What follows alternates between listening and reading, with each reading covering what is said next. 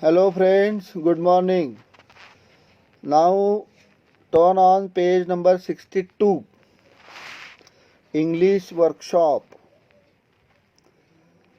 Now this is for your writing practice. Exercise number 1. Frame your own sentences by using words or phrase. Frame your on sentences म्हणजे आपल्याला स्वतःचे वाक्य तयार करायचे आहे using words or phrases given below. खालील शब्दांचा फ्रेजेसचा वापर करून आपल्याला आपली स्वतःची वाक्य तयार करायची आहेत. Number 1, wonderful. Wonderful. Okay. Now here it is, we have the lot of sentence using the word wonderful. For example, he is so lucky to have such a wonderful family. He is so lucky to have such wonderful family. या पद्धतीने आपल्याला वाक्य तयार करता येऊ शकतं. प्रत्येकाचे वाक्य वेगळे वेगळे येतील. Number 2, superb. I think Kulkarni sir is superb teacher. किंवा or I think Sadashiv sir is a superb teacher. Number 3, very well. Very well. It's all very well if you listen me. If all very well if you listen me. Okay. Number 4, so beautiful and divine. So beautiful and divine. Now the sentence will be like that. Doctor's profession is said to be so beautiful and divine. Okay. Now exercise number 2. From the story make a list of words related with music. From the story म्हणजे आता आपण जो lesson बघितला आहे, आता जी आपण कथा बघितली आहे, the story of Guru and शिष्य. Find out the list of words related with music. आपल्याला असे शब्द शोधून काढायचे आहेत की जे म्युझिकशी रिलेटेड आहेत. म्युझिक म्हणजे संगीताशी रिलेटेड आहेत. Number 1, tanpura. Number 1, tanpura. Number 2, musician. Number 3, Raag Darbari. Number 4, voice. VOICE, voice. Number 5, teacher और गुरु. टीचर और guru. Number 6, note. NOTE, note. Number 7, sing. SING, sing. and number 8, divine. DIVINE, divine. तुम्हाला जर अशा चांगल्या प्रकारच्या एक्सरसाइज सोडवायच्या असतील तर you have to read all this story very carefully once or twice. तुम्हाला जर अशा ह्या एक्सरसाइज सोडवायच्या असतील तर तुम्हाला हा धडा 2 वेळा किंवा 3 वेळा वाचायलाच लागेल केअरफुली. त्याशिवाय तुम्हाला हे सोडवता येणार नाही. Now exercise number 3. Who said to whom and when or why? Who said to whom? कोणी कोणास म्हटले. when केव्हा म्हटले. and why का म्हटले. आता इथे here we have the 4 columns. Column number 1 is who said to whom. कोणी कोणाला म्हटलेले आहे. त्यानंतर पुढचा कॉलम आहे who चा, कोणी म्हटले, कोणासाठी म्हटले whom, and when and why. अशा प्रकारे आपल्याला या वाक्यांचं डिस्ट्रीब्युशन करून लिहायचं आहे. Sentence number 1. Then I must have him sing in my court. Then I must have sing in my court. Who कोणी म्हटलंय. Emperor Akbar. This sentence is said by emperor Akbar. To whom कोणाला म्हटलंय. तानसेनला म्हटलेलं आहे. When and why? When Tansen said that there was someone who could sing better than him. अशा प्रकारे त्याचं आपल्याला लिहिता येईल. मी पुन्हा एकदा सांगतोय, तुम्हाला जर या एक्सरसाइज परीक्षेमध्ये येतात आणि या जर चांगल्या प्रकारे सोडवायच्या असतील सहजरित्या इझिली, तर तुम्हाला हा लेसन वाचावाच लागेल 2 वेळा 3 वेळा. अतिशय लक्षपूर्वक वाचावं लागेल. सगळ्या प्रश्नांची उत्तरं धड्यातच मिळतात आपल्याला. Okay. Lesson number 2. I shall go as a humble lover of music. I shall go humble lover of music. कोणी म्हटलंय emperor Akbar. To whom? To Tansen. तानसेनला म्हटलंय emperor अकबरने.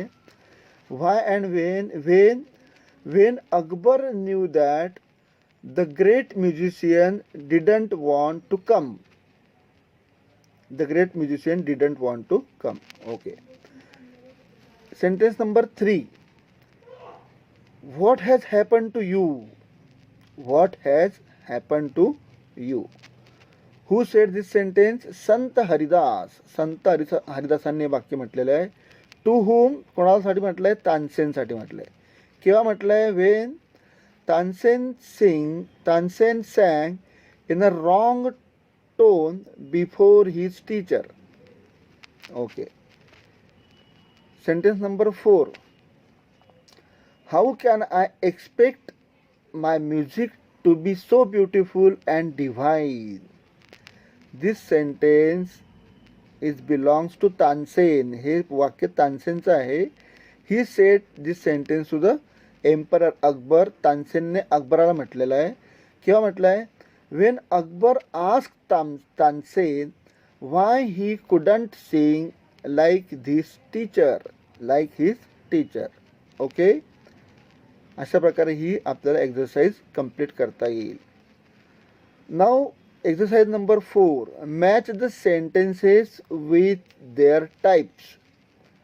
Match the sentences with their types. Okay. म्हणजे हे वाक्य दिलेले इथे 5 वाक्य आणि त्या वाक्याचा प्रकार कोणता आहे तो आपल्याला सांगायचा आहे. बघा इथे 5 वाक्य दिलेले आणि ते प्रकार कोणते आहेत बघा. बी टाइप मध्ये बघा. पहिले बी टाइप मधल्या वाक्यांचे प्रकार वाचतोय मी.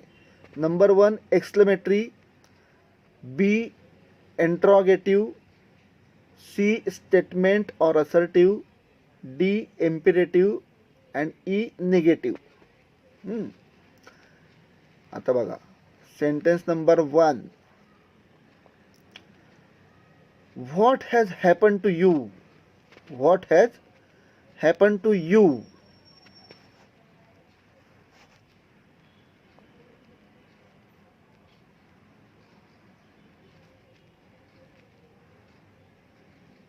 This is a interrogative sentences.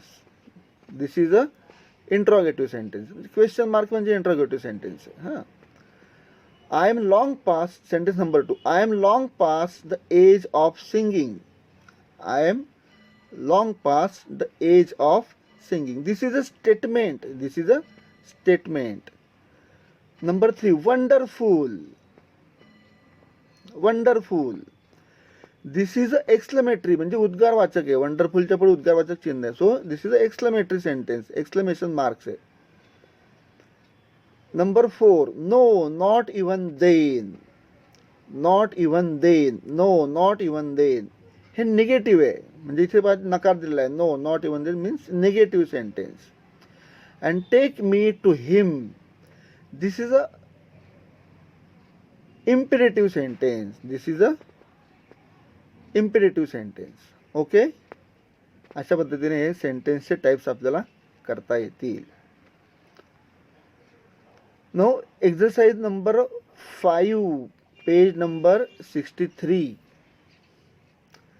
Make as many words as you can from the word expected. Make as many words as you can. आपल्याला अनेक शब्द बनवायचे आहेत. कशापासून? From the word expected. आता एक्सपेक्टेड पासून किती शब्द बनतात? Now listen. Number 1 RATE rate. Number 2 extra EXTRA extra. Number 3 EAT eat. Then TREE tree. Then sad SAD sad. Then stare STARE stare. Then see SEAC. Another word past PAST past. Then pet PET pet. Then spare SPARE spare. Then date DATE. Rest, REST, read, READ, RED, red, ATE, ate, area, AREA, area, east, EAST, east, deep, DEEP, deep, dear, DEAR, another dear, DEER, ETC. या पद्धतीने आपण असे शब्द तयार करू शकतो. Now exercise number 6. Right T for true, then NT for not true, and CNS for cannot say. Write T for true म्हणजे खालील वाक्य वाचून आपल्याला समोर लिहायचं आहे. टी ट्रू असेल तर टी लिहायचं. NT केव्हा लिहायचं? नॉट ट्रू, खरं नसेल तर नॉट ट्रू लिहायचं आहे. अँड CNS कॅनॉट से म्हणजे सांगू शकत नाही. अशा प्रकारे आपल्याला हे वाक्य समोर लिहायचे आहेत. Okay. Sentence number 1.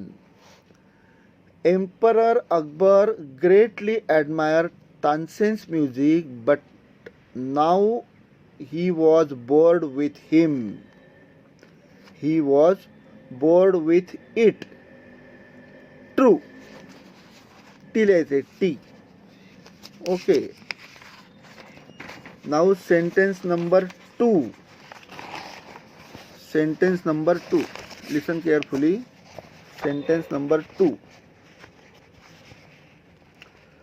Akbar was arrogant and expected all his subjects to obey his command.